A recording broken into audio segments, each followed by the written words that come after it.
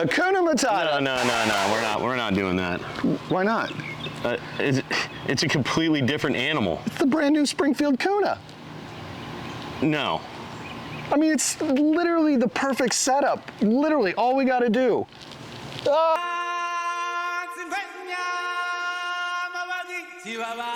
What's up, YouTube? Today, we're reviewing the brand new Springfield Kuna.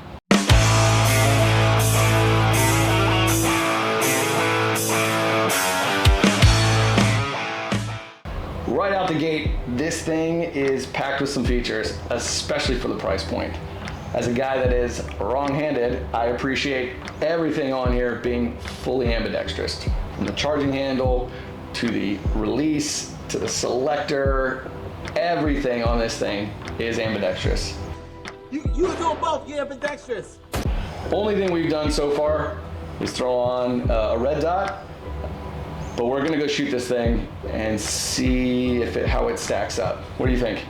I think we need to do it. I'm interested. I can't wait. It's gonna be awesome. It's gonna be pretty awesome. That's awesome. All right, but before we go shoot it, let's show you some of the features. Let's kick things off with one of the most unique features of the Kuna, the roller delayed blowback system. Now, this isn't your standard blowback design. This roller delayed system uses a locking roller to delay the bolt's motion, which results in lighter design, smoother cycling, and of course, reduced recoil. Now, if you're a fan of the H&K MP5, you'll feel right at home with this one. It's smooth, it's controlled, and it really tames that recoil during rapid fire. The barrel on this carbine is a 6-inch cold radial hammer forged in barrel finished melanite, so you know it's built to last. And with a threaded 1.5 by 28 muzzle, it's suppressor ready right out of the box. Kind of wish other people did that. Right, Sig? Why would you say those things to me? Springfield didn't cut any corners here, offering a multi-port muzzle brake that really helps keep recoil in check while you're shooting. Let's talk about the controls. The Kuna is fully ambidextrous. Safety, magazine release, bolt release, are all built for both left and right-handed users. So no matter what your dominant hand is, you'll be able to operate this carbine smoothly.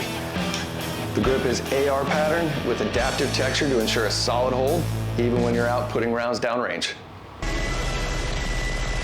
At around 5 pounds, 5 ounces, the Kuna strikes a great balance between portability and stability. It's light enough for quick handling, but has enough weight to keep it stable while shooting, and with an overall length of 15.5 to 24.5 inches, depending on whether you're using the brace or not, this carbine is compact enough to maneuver in tight spaces. It's showtime.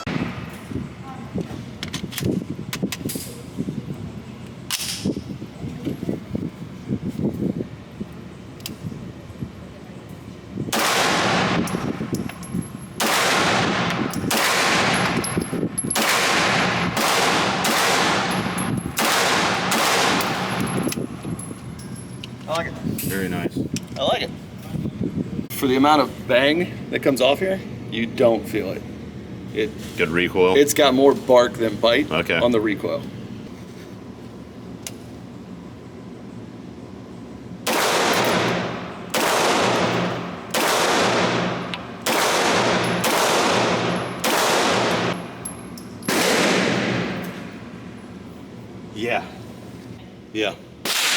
Yeah, that's pretty awesome.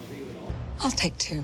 All right, we're back. That was a lot of fun. That was a lot of fun. What do you Tons think? of fun. It's quite a amazing carbine, that's for sure. It's just, I was really impressed. I was really impressed. Yeah, same.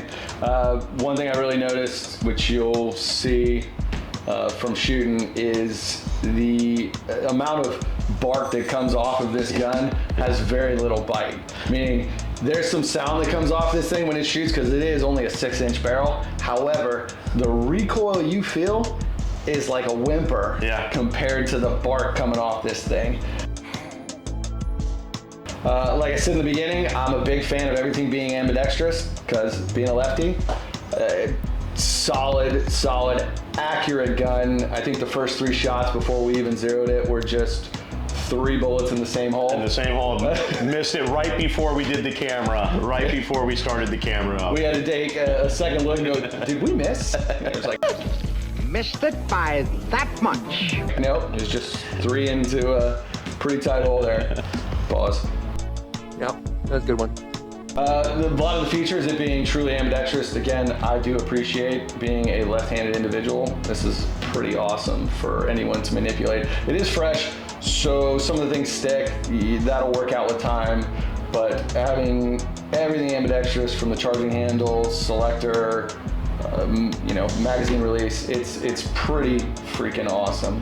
Pretty awesome for what Springfield's been able to do in such a small, economical package for this. It's we were really wondering what this barrel was going to actually do, and it actually performed really well. Flat trigger is a nice little complement to the entire thing.